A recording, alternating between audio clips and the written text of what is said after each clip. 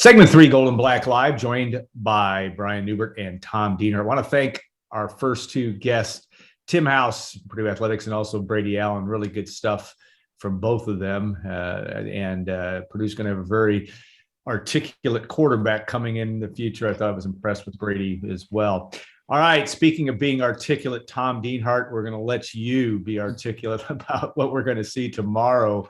The Boilermakers in Minnesota, big game, really. It's hard to minimize how big this game is for Purdue. The Boilermakers a 2.5-point favorite against the Golden Gophers. A lot of storylines in this one. One might be weather, just because they're talking about maybe some storms around noontime. But Tom, just as you kind of make your way through this week, what are some of the things you're watching for as much as anything come Saturday afternoon?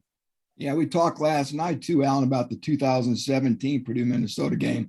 Yeah, Ross H. Stadium. There was a weather delay that on that afternoon as well, and it had us scrambling in our heads for the last time a game in Ross-Ade was delayed by weather. Let's hope that doesn't happen on Saturday. So yeah, you know what? The storylines are obviously juicy here for Purdue. A lot of unknowns coming into the game from a personnel standpoint. I guess number one at the top of everybody's list is who's going to be the quarterback, right?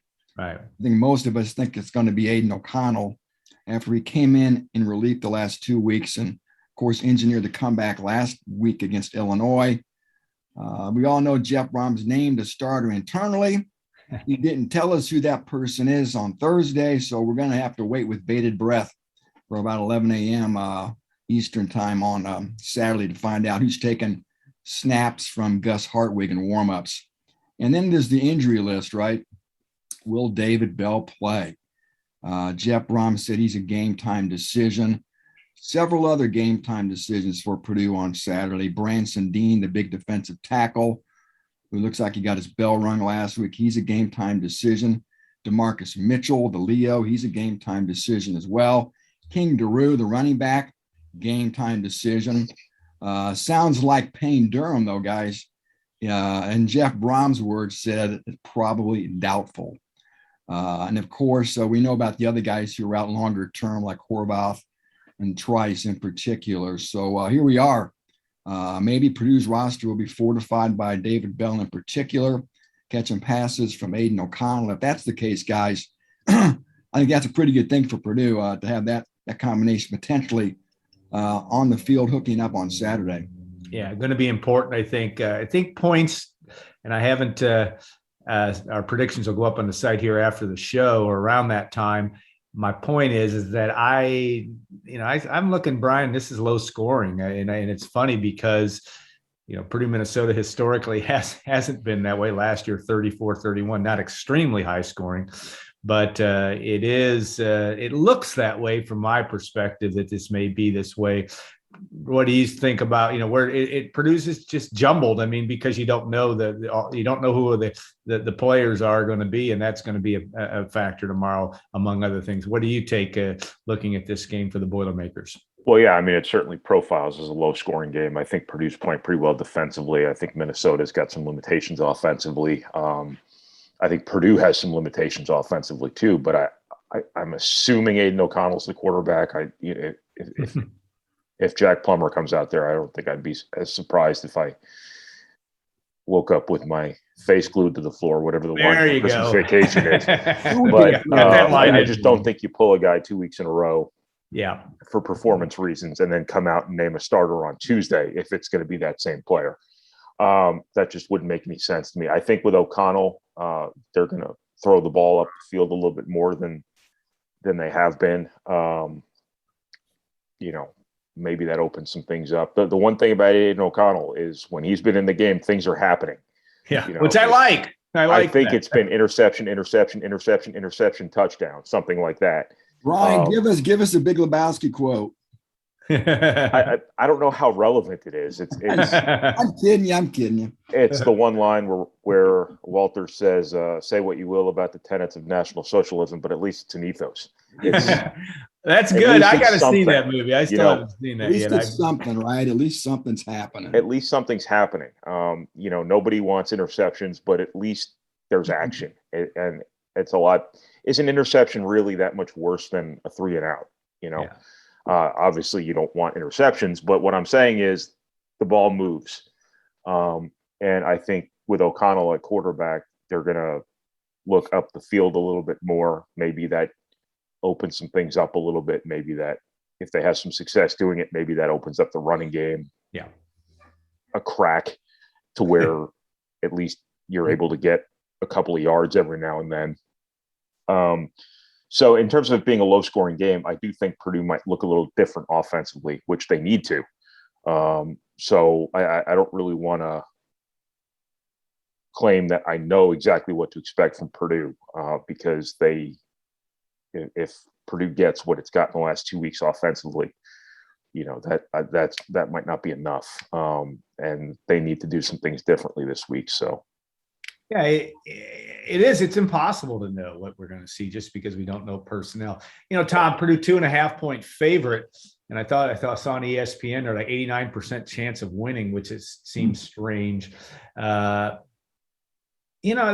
again the personnel issues, and it's a little bit also the Fleck versus Brom. We may make more out of that just because they both came in at the same time. There's been some recruiting battles back and forth.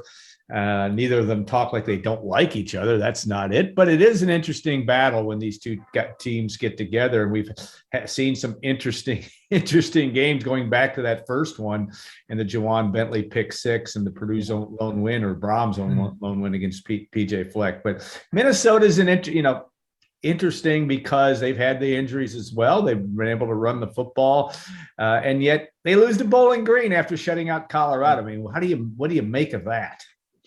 Yeah, they've got their issues, don't they, Alan? A 31-point favorite last week against Bowling Green. Of course, they lost one of the biggest upsets in college football history. Right.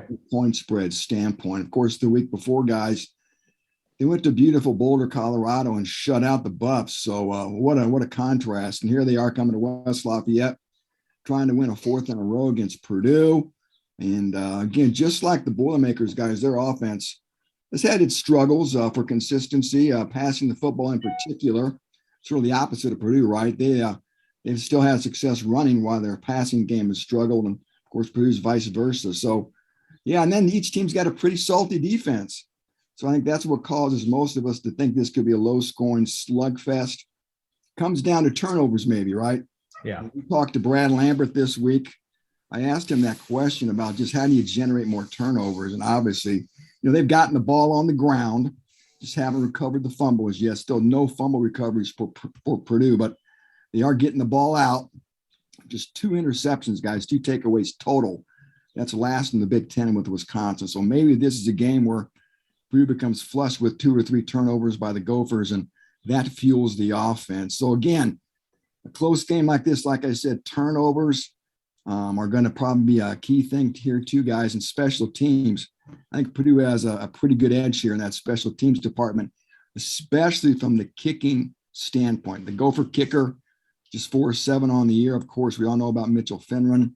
He's still perfect, 7-7. Who knows, guys? Maybe Mitchell's the guy who wins this thing with a late field goal for the Boilermakers.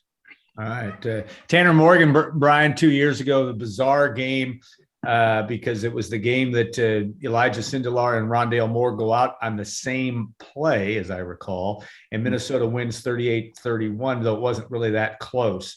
Purdue had 14 points, I think, in the fourth quarter. But Tanner Morgan pitched nearly a perfect game, so to speak, 21 of 22, 396 yards and 4 touchdowns, and hasn't been really very good this year. I mean, he struggled. Wasn't all as good last year. Of course, the Gophers 2 years ago get to a New Year's Day bowl. I mean, is that's another trend worth watching, that it just doesn't seem like he's quite the same. And maybe there's other reasons for it. Obviously, he's had some graduations from some pretty good receivers as well, but that's a big storyline tomorrow among many. But what do you think from that standpoint, from the quarterbacking? Obviously the Purdue story, but the Minnesota story could be the same. Yeah. I mean, I think one storyline we've overlooked this week is the fact that there's still this cosmic hex over Purdue when it comes to Minnesota, whether it's horrible calls from the referees, whether it's torn ACLs, whether it's 2 players getting hurt on the same play. Purdue's history with Minnesota has been weird, both in basketball and football. But yeah, Purdue's got to figure out some of the stuff they've really struggled with against Minnesota from an offensive perspective. A few years ago, it was the RPO that Minnesota was running that Purdue looked like it had never defended before. Obviously they did enough to win last year. They probably should have won that game had the call against Payne Durham not happened. But remember, Minnesota still would have had that ball after that touchdown too. So assuming that Purdue would have won that game had that touchdown stood, that it does bear mentioning Minnesota would have had another possession after that. But yeah, they have to make sure that Tanner Morgan continues to struggle here. Yeah. And I think Purdue's done a pretty good job putting pressure on quarterbacks, putting pressure on offenses in general. But that's got to keep up. I mean, they have to do a pretty good job against that gigantic offensive line of getting after Tanner Morgan and disrupting that offense, because I think it's that pass rush that has really helped their corners play as well as they've played. And that has to be the model for Purdue. Their pressure has to get there. Their pressure has to impact the other quarterback. And I think that's the single biggest part of it right now for Purdue's defense is that pressure. Yeah, Tom, and I think that is a storyline. Also, the fact that Purdue defensively, George Karlaftis, its stars have got and George Karlaftis has been very good so far this year. It's hard to, I'm not minimizing what he's been. His numbers aren't huge, but he certainly has impacted a lot of things. Look at the landscape, Tom, and this is kind of last question about what's ahead. And I know we always look ahead and shouldn't necessarily do that, but there is some opportunity for Purdue because you look at the landscape of the Big Ten West, and all of a sudden maybe Iowa's got a big game tomorrow against at Maryland. Who knows where the Hawkeyes are going to be after that one. There's certainly opportunities for Purdue and Minnesota, I suppose, too. But the Gophers already have a conference loss. You just look at the landscape of that division, and there's some possibilities. It seems to be relatively opened up. Yeah, that Iowa-Maryland game's tonight. So that's right. Friday night. You're right. Okay. 4-0. Let's see what the Hawkeyes look like, but this is not a Hawkeye podcast, right? Yeah. Yeah, you're right. We talked too last night about this, Alan, the opportunity for Purdue. As Brian has said, Purdue's sort of at par right now, right? 3-1. Most people thought they'd be 3-1. Maybe they haven't gotten there like people expected, but they're 3-1 nonetheless. And here's another great opportunity for a win out at home, and you're the favorite against an opponent who we've all already outlined Purdue owes something to, right? So, again, great opportunity to go 4-1. Purdue's off the next week. He can heal up. Sounds like Corey Trice may be back for the first game after the off week, which is at Iowa. And Jeff Brom's 3-1 against the Hawkeyes. So, again, great.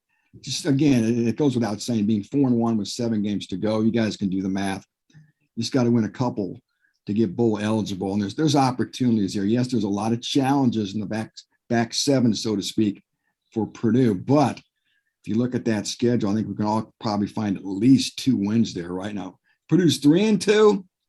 Hey, there's still opportunity there, but obviously the task is more difficult. So this is again, the Oregon State game, I thought, must win. You got to win. You got to beat the Beavers. Illinois game. You got to beat Illinois, right? Geez. And now here we are with Minnesota. Maybe not the urgency to topple the Gophers that there was with Oregon State and Illinois, but still, like I said, you'd like to give this team some comeuppance, get the win, go 4-1, good mojo, good vibes going into your off week, and just aim for that final 7 games and just shoot your best shot from there. Excellent use of comeuppance. What? Excellent use of comeuppance. You don't hear that word enough anymore. We don't. All right, Brian, last word for you. An underappreciated gem, if you ask me. I've got plenty of comeuppance in my day, believe me. Yeah.